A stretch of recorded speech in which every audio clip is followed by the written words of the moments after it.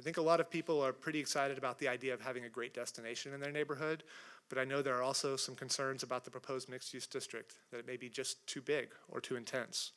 First, let's take a more detailed look at what is actually proposed within the mixed-use district in this master plan.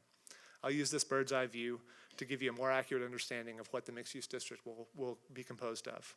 The master plan I'm presenting to you tonight consists of 150,000 square feet of retail, about 225,000 square feet of office, 700 residential units in the mixed-use district, including apartments and condominiums, both affordable and market rate. For context, the existing post-West Austin building across the street has about 329 units, so the entire mixed-use district is a little over double that number.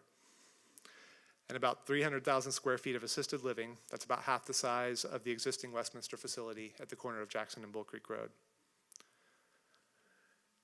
Now, generally, the message we've heard from various neighborhood groups is that housing is not really the issue. More housing choices are desperately needed in this part of Austin, and the proposal really is in scale with the uses across Bull Creek at Post and Westminster. The primary concern I've heard is with the scale of the commercial uses, the office and the retail. To make sure that everyone here fully understands the scale of what's proposed, what does 150,000 square feet of retail actually mean? Is that regional scale retail? Is that local scale retail?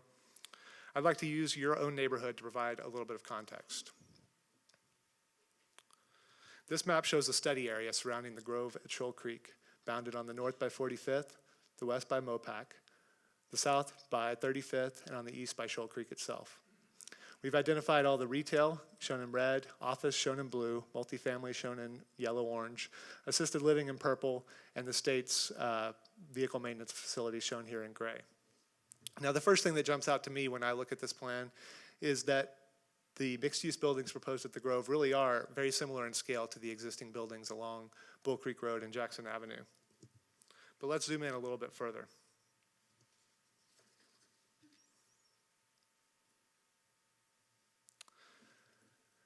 A lot of you are probably familiar with this small mixed-use area I've highlighted here around Jefferson and Kirby Lane. This area alone contains about 115,000 square feet of retail. That is not quite the 150,000 square feet of retail proposed at the Grove, but it's about a neighborhood grocery store shy of that. This area also contains about 260,000 square feet of office, more than the maximum proposed at the Grove. And none of that office and very little of that retail has direct access to 35th Street. Overall, this area has 375,000 square feet of commercial uses, while the Grove's proposed zoning allows for a maximum of 382,000 square feet of retail and office. TxDOT's office buildings along Jackson Avenue provide additional context. Just the buildings pictured here north of 37th Street include about 275,000 square feet of office. Again, more than the max proposed at the Grove.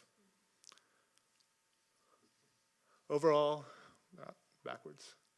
Overall, this study area contains almost 600,000 square feet of office, 120,000 square feet of retail, almost 600,000 square feet of assisted living, and over 700 residential units.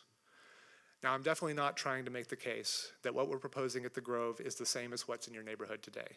In fact, the last thing I want to convince you of is that the Grove will look like those office buildings on Jackson or be parked like Kirby Lane.